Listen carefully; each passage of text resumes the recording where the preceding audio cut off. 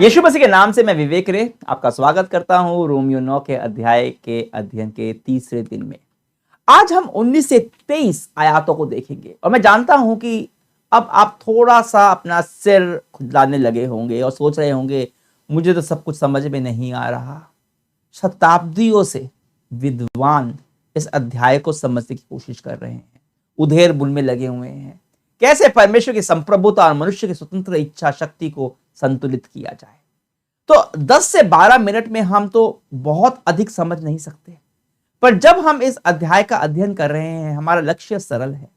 पहला लक्ष्य है परमेश्वर के चरित्र को समझना, क्योंकि यह हमारा ध्यान परमेश्वर की महानता पर केंद्रित करने पर मदद करता है। और दूसरा लक्ष्य है उन प्रश्नों को देखना जो पौलुस ने इस अध्याय में उठाए हैं।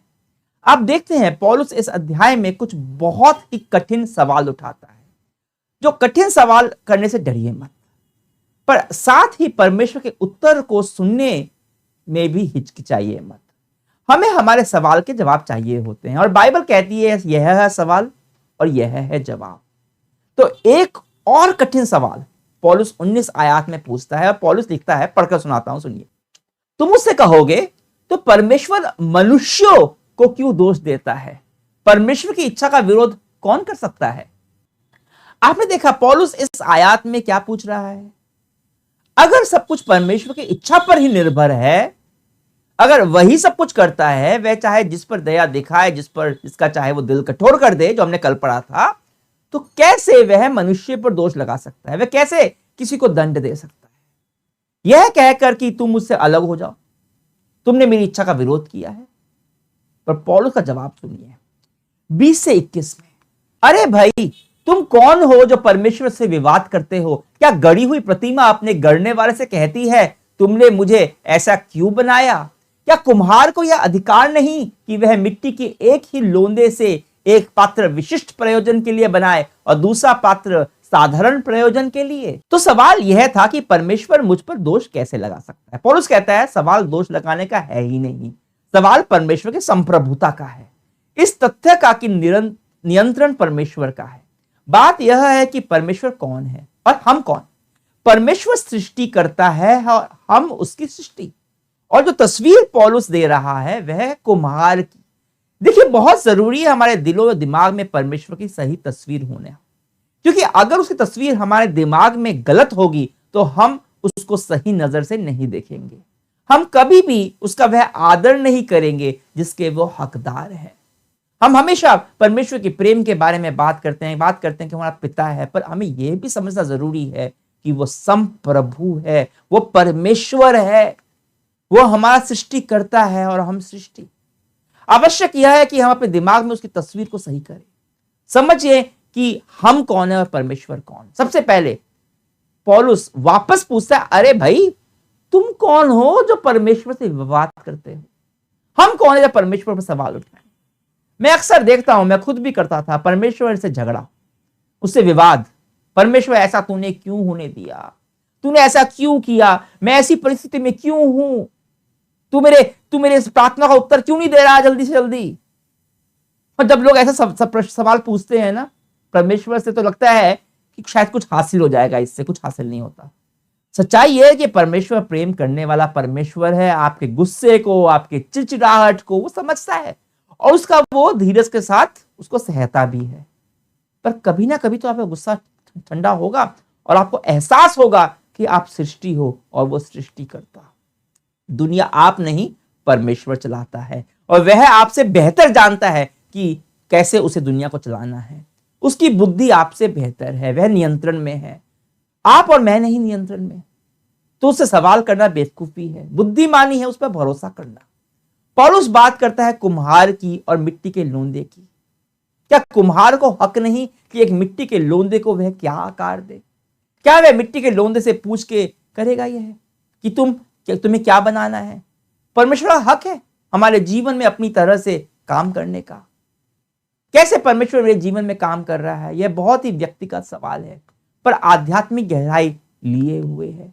तो अगर सब कुछ परमेश्वर की संप्रभु इच्छा से होता है, तो क्यों परमेश्वर हम पर दोष लगाता है? तो इससे पहले मैं आपसे एक बात कहना चाहूंगा। मैं ये कहता हूं कि परमेश्वर से सवाल कीजिए। देखिए, सवाल करने में और वाद विवाद करने में फर्क होता है। अब सवाल कीजिए समझने के लिए, हो सकता है आपको सब कुछ समझ में ना आए, और उसे सवाल कीजिए समझने के लिए, वाद विवाद करने के लिए नहीं। तो अभी जो हम समझने की कोशिश करते हैं वो यह है कि अगर परमेश्वर की सब कुछ उसकी इच्छा से ही होता है तो परमेश्वर हम पर दोष कैसे लगा सकता है। तो देखिए ध्यान से 22 और 24 आयत को, यह वो आयातें हैं जिसको लेकर हम बहुत ही आसानी से उलझन में पड़ जाते हैं, दुविधा में पड़ जाते हैं, कंफ्यूज हो जाते हैं। पर अगर समझ जाए तो आपको परमेश्वर की संप्रभुता की महानता समझ में आने लगती है। पढ़कर सुनाता हूं मैं आपको।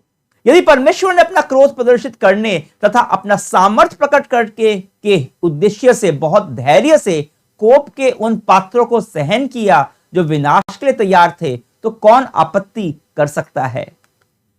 उसने ऐसा इसलिए किया कि वह दया के उन पात्रों पर अपनी महिमा का वैभव प्रकट करना चाहता था जिन्हें उसने पहले से ही उस महिमा के लिए तैयार किया था। ऐसे दया के पात्र हम हैं जिन्हें उसने न केवल यहूदियों में से बुलाया है बल्कि गैर यहूदियों में से भी। इन आयतों में पौलुस बता रहा है कि क्रोध और दया के पात्र की बात कर रहा है। वह कहता है कि जो लोग क्रोध के पात्र हैं उन लोगों को का उपयोग परमेश्वर महिमा के वैभव को दया के पात्रों में प्रकट करने के लिए करता है। इसमें जो बात हमें परेशान करती है वह यह है कि क्यों सब कोई परमेश्वर के दया के पात्र नहीं है, क्यों सब कोई परमेश्वर की महिमा का अनुभव नहीं कर सकते, स्वर्ग के राज्य में प्रवेश नहीं पाते। क्योंकि हम तो यही चाहते हैं कि सब कोई स्वर्ग के राज्य में जाए, और मेरे विचार से परमेश्वर भी यही चाहता है। 1 तीमुथियुस 1:15 में कहता है, मसीह यीशु पापियों का उद्धार करने के लिए जगत में आया। अरे पापी तो सभी हैं और वह सबका उद्धार करने आया। 2 पतरस 3:9 में लिखा है कि परमेश्वर नहीं चाहता कि कोई भी नष्ट हो, वरन यह है कि सबको मन फिराव का अवसर मिले। परमेश्वर सबको मौका देता है, पर उद्धार पाना यह सब लोगों का चुनाव नहीं होता।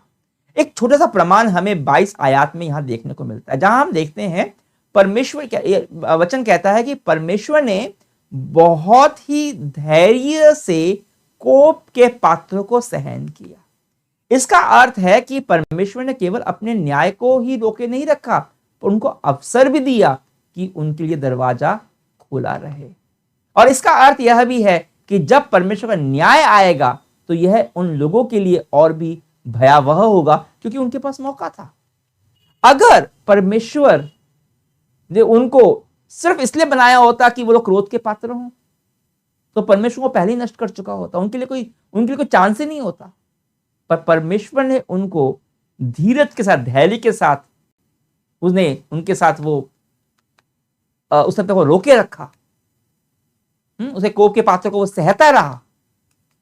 इसका अर्थ ही यह है कि परमेश्वर उन्हें मौका देना चाहता था। मतलब परमेश्वर ने उन्हें ठीक क्रोध के पात्र नहीं बनाया, वो लोग क्रोध के पात्र बन गए। अब सच बताऊं, मैं यह बिल्कुल भी नहीं कह सकता कि मेरी समझ में सब कुछ आता है, पर मेरे को सीधा सीधा समझ में यह आता है कि यहां ऐसा लिखा है कि कुछ पात्रों को परमेश्वर ने कोप और कुछ को विनाश के लिए बनाया, कुछ को दया को दिखाने के लिए बनाया।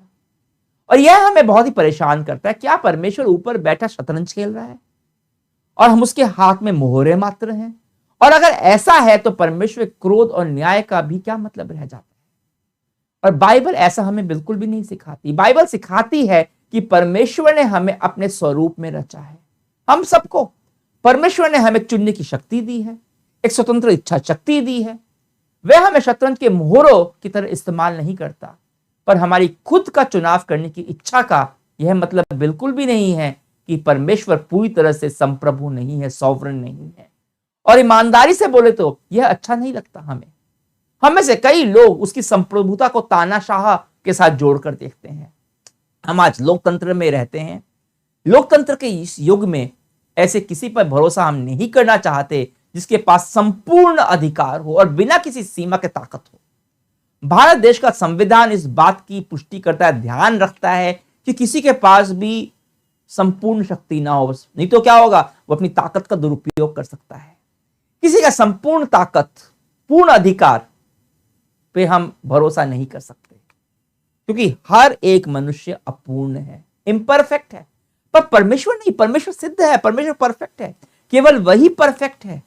तो जब इस तरह की आयत पढ़ते हो तो आपको लगता है कि परमेश्वर कोई छोटे बच्चे की तरह है जिसने कुछ को केवल इसलिए बनाया कि वह उन्हें बाद में नष्ट कर दे। तो ऐसा बिल्कुल भी नहीं हो सकता। उत्पत्ति किताब में यह साफ हो जाता है कि परमेश्वर ने हमें बनाया उसके साथ रिश्ते के लिए।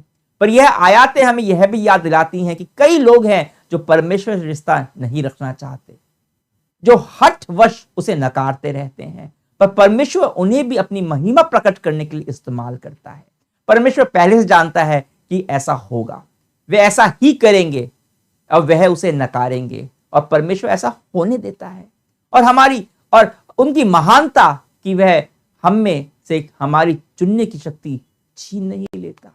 पर इसका अर्थ यह नहीं है कि परमेश्वर हमें नियंत्रण लेने देता है। अंतिम नियंत्रण हमेशा और हमेशा परमेश्वर के हाथ में है, क्योंकि वह सॉवरन है, संप्रभु है, वह नियंत्रण में है। और यह इन आयतों का मुख्य बिंदु है। जब तक मैं इस अध्याय को मानव इतिहास को सामने रखकर देखता हूं तो मुझे मानव इतिहास में जो कुछ हुआ, उसमें कैसे परमेश्वर ने किया, वो सब देखकर मुझे दुविधा होती है, कंफ्यूज हो जाता हूं, मैं सर खुजलाने पर मजबूर हो जाता हूं। पर जैसे ही मैं मानव इतिहास के ऊपर उठकर परमेश्वर पर नजर रखता हूं, केवल परमेश्वर पर, तो मुझे यह समझ में आता है कि यह अध्याय मुझे यह बता रहा है कि परमेश्वर कौन है। परमेश्वर वह है जो संप्रभु है, जो सॉवरन है, वह सर्वशक्तिमान है, पर साथ वह नियंत्रण में है। इस ब्रह्मांड पर ही नहीं, पर वह खुद की शक्तियों पर भी उसका नियंत्रण है। और इसलिए मैं उस पर भरोसा कर सकता हूं, मैं उसके वचन पर भरोसा कर सकता हूं, उसके निर्णय पर भरोसा कर सकता हूं।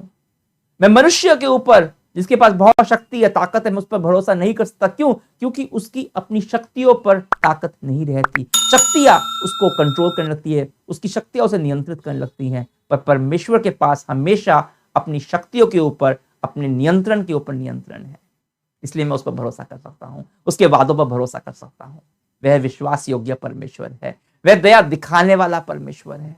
और परमेश्वर ने चुना है हम पर दया दिखाना, और क्योंकि उसने दया दिखाना चुना है और दया उसके चुनाव पर निर्भर है, मेरे नहीं, इसलिए मैं उस पर भरोसा कर सकता हूं, उस पर निर्भर कर सकता हूं।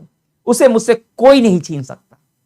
आइए प्रार्थना करें उस संप्रभु महान परमेश्वर से जो नियंत्रण में है और जो हमारा प्यार करने वाला पिता भी है। धन्यवाद परमेश्वर कि तू नियंत्रण में है। आज भी हम मानव इतिहास में देखते हैं शताब्दियों की, पर सच्चाई यह है कि तू तब भी नियंत्रण में था और आज भी है, हर रोज। इसलिए मैं जिस भी परिस्थिति का सामना कर रहा हूं, मैं जानता हूं कि तू उसके नियंत्रण में है।